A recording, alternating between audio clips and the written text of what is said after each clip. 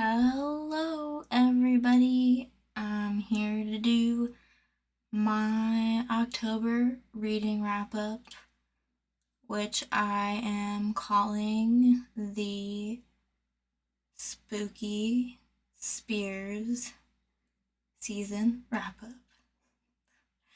So, let's start with Spooky.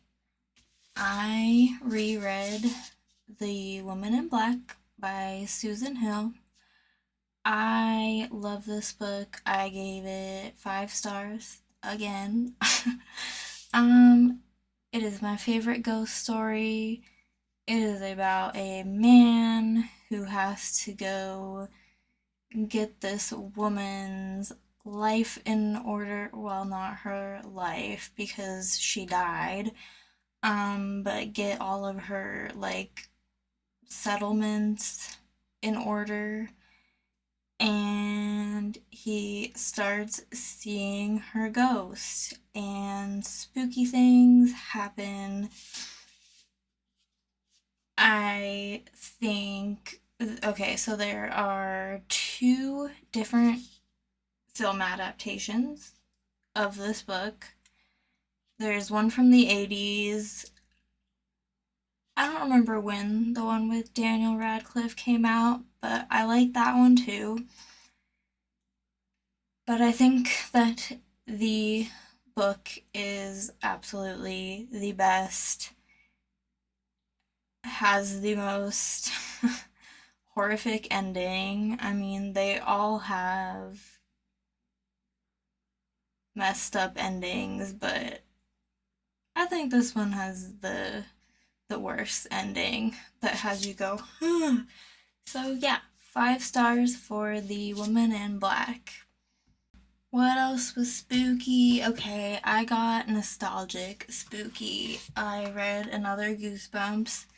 This one was Welcome to Horrorland. I have never read this one, so it was not a reread for me. But I don't know. I feel like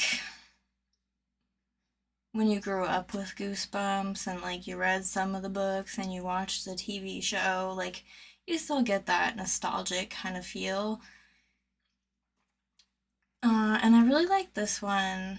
So it's about a family who are going on a little road trip trying to get to this place called Zoo Gardens. That's like a nice destination, and they get lost, but they find this amusement park called Horrorland, and very strange things happen. And yeah, I thought this one was really good. I think I rated it 5 stars. And it's always fun to find the a Goosebumps that's a 5 star, because sometimes we can lose a little bit of that, I don't know, whimsy, I guess, when we grow up and we're like, yeah, 4 stars, even if you really like it, or I don't know, maybe that's just me. But yeah, this one was, I believe, a 5 star for me. I didn't take notes again this month, so. But this spooky book that also felt nostalgic, because it is a point horror, I just finished, and I for sure gave this one 5 stars. This one is April Fools by Richie Tankersley Cusick.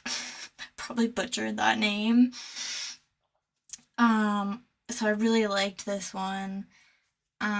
So let me just read the back. On the night of April 1st, Belinda, Frank, and Hildy are driving home from a party when they get involved in a gruesome car accident. The people in the other car never could have survived the wreck, so Frank insists they take off. After all, what happened wasn't really their fault. 2 weeks later, Belinda is the only one who still feels guilty about the accident. Then the pranks begin.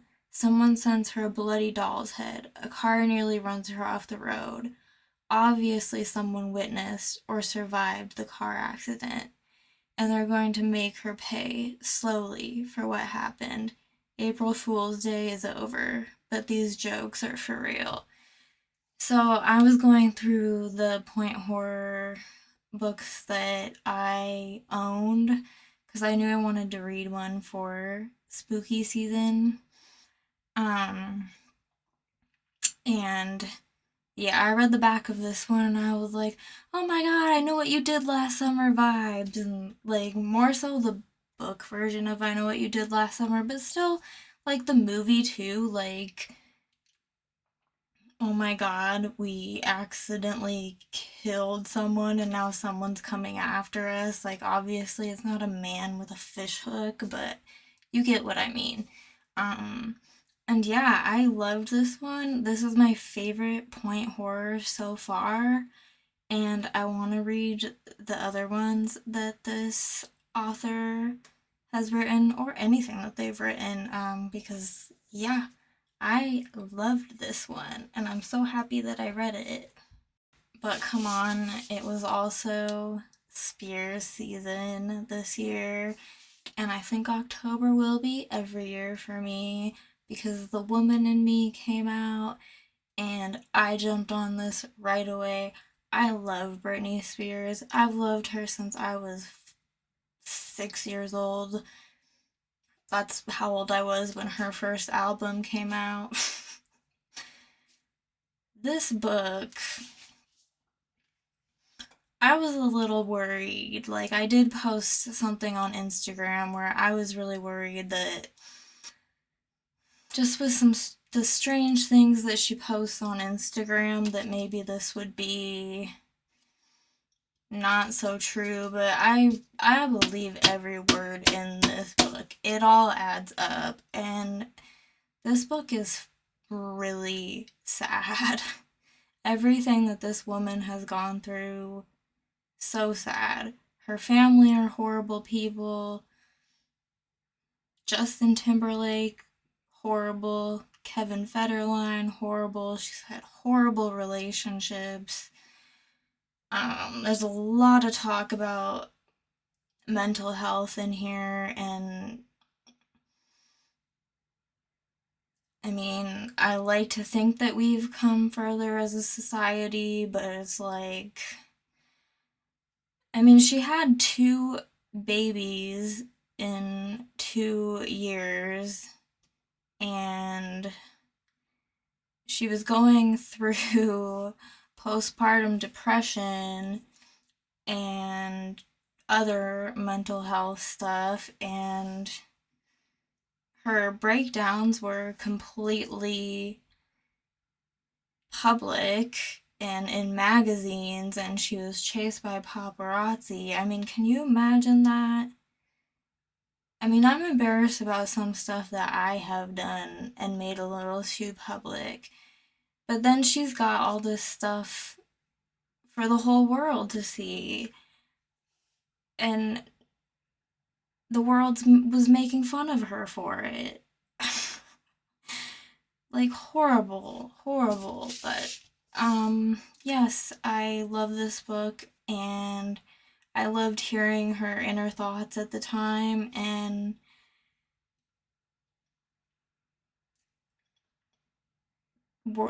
just things that she was going through. And yeah, this destroyed some people who deserve getting destroyed, but I still feel like she could have been meaner in it after what so many people did to her.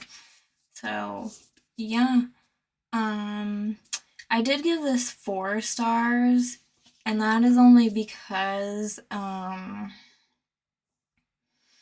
technically everything that is in it, like, if you do follow her life, you know that all of these things happen. Like, if you don't know anything about her, you'll be shocked by this book. But yeah, the only thing that was new was some of the stuff about Justin Timberlake, and unfortunately, that got leaked right before the book came out. But Yes, I did love it.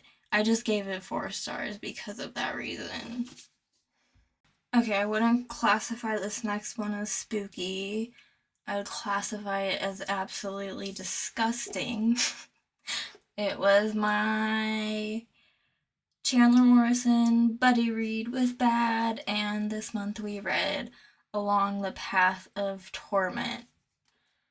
Now, usually when there are trigger warnings with books, I just say check the trigger warnings because I don't like to give spoilers.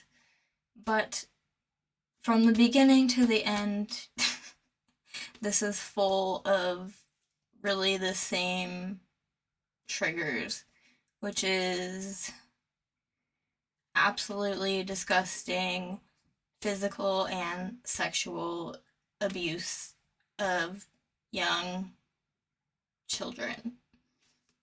So if you do not want to read about that, do not pick up this book.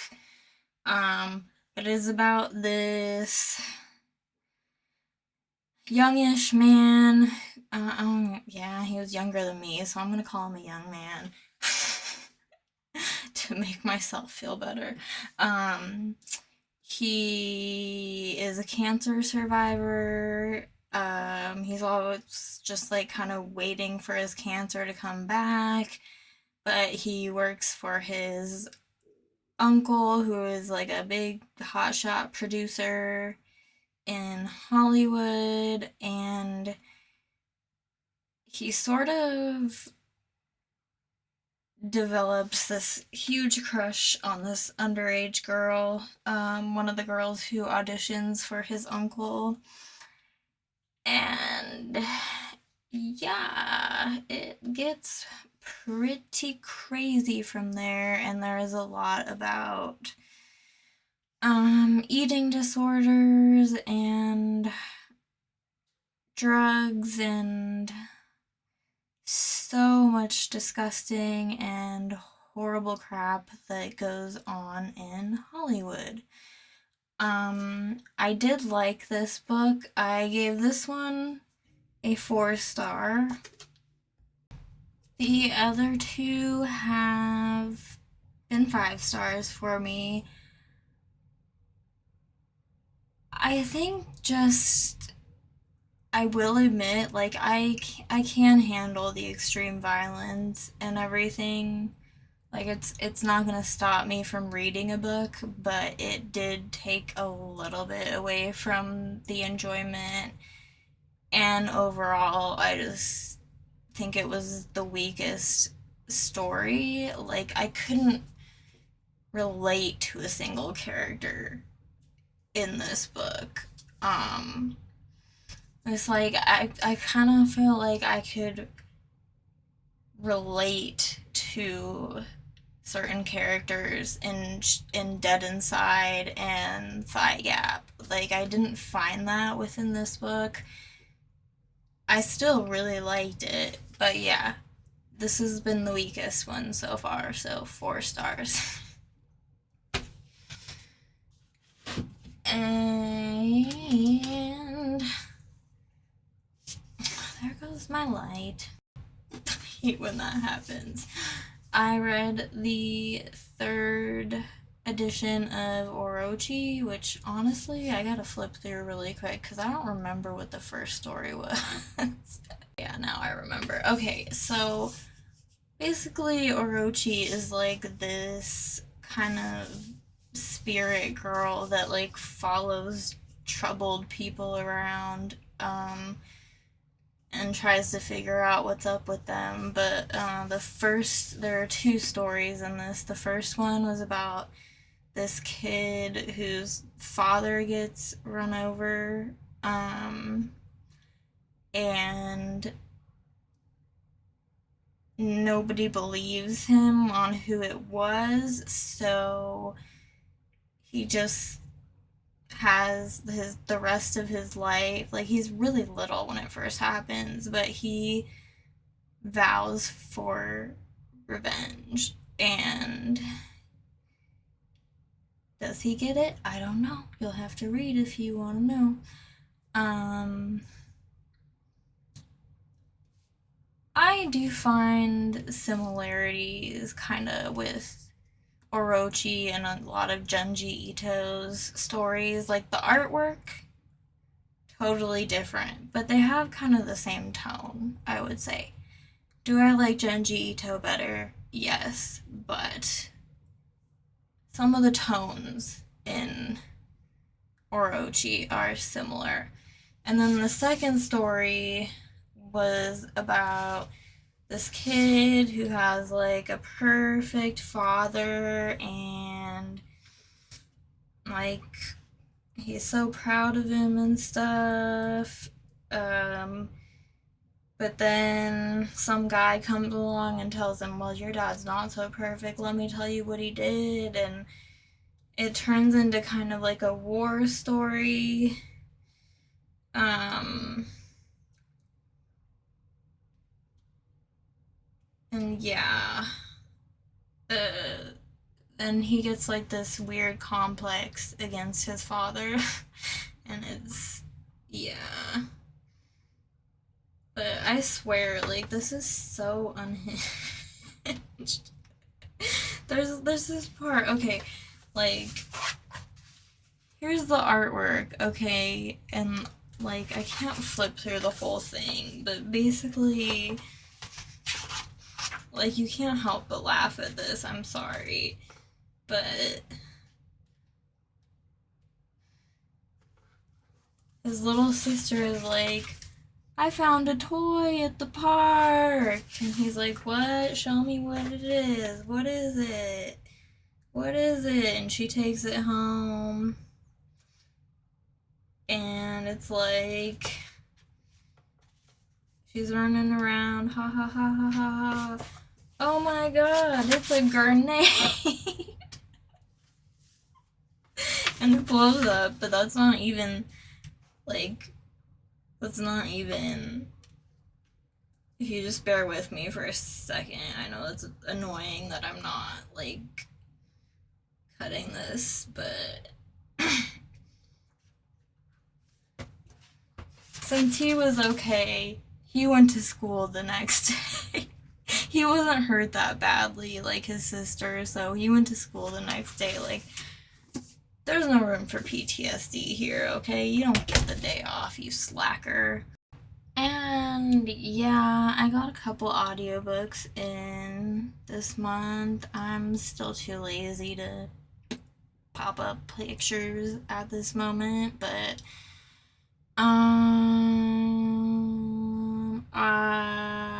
I listened to this novella called Heat Wave, and I totally forget who the author is. But it wasn't that great, so it was like a coming of age story. If you, they didn't even have it on Goodreads, but I'm getting to get rid of my Goodreads next year, but that's a whole nother story. But if you search for it on Audible, it'll pop up. But it was basically just like a weird coming of age story. Like this kid is on vacation with his parents at this kind of beach resort place, and he sees this other teenager trying to strangle himself and kill himself, and he just watches him, and then he feels guilty that he doesn't try to help him. And yeah, it's just like a weird coming of age story. I gave it a 2.5. Some people might like it, but 2.5 for me is like almost liked it. Like it wasn't bad enough for me to not finish. So, um, and then yeah, let's talk about Black Farm. Let me make sure I get the author's name. Black Farm by Elias Witherow. Man, let me tell you, I loved this book and it was terrifying to me. Um, and then I hated the ending. So yeah, I was really excited about it. I heard about it on Bad is Rad too. She and I talk a lot, so and I was like, oh, that sounds really good. Like I'm a big fan of Silent Hill, not just the movie, but like the lore behind it. Like I've always been too chicken to play the games, but I've watched a lot of gameplay of the games. So yeah, it's about a couple who are very depressed and they decide to commit double suicide, and they basically wake up in purgatory. And that thought, like, that's like Silent Hill. Silent Hill is purgatory, and it's terrifying. And this place was terrifying, and so this man is searching for his girlfriend, and they're trying to find a way out. And I was loving it and loving it and loving it, and then I'm sorry, I just was not down with the ending. I'm not gonna share what the ending was, but it just really let me down. And I will say, I just can't get behind when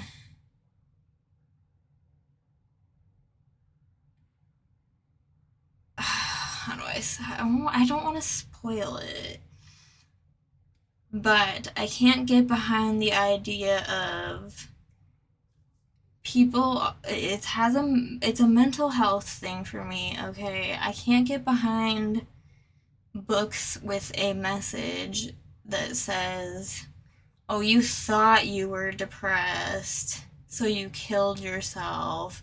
But then you saw how much worse it could be, so now you're happy. That was my issue with it. Like, fuck you. But I will be interested in watching the live that Bad is going to be a part of. And I'm sorry. Oh, Cliff Stark Gems. It's going to be on Cliff Stark Gems channel. His channel name slipped my mind for a second, but yeah, that is everything that I read for Spooky Spirit season. Yeah, I'm hoping to make one more video before the month is over. I don't know if I can do it, but I hope I can.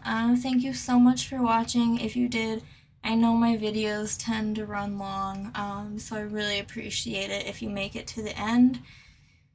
And I'll see you in the next one.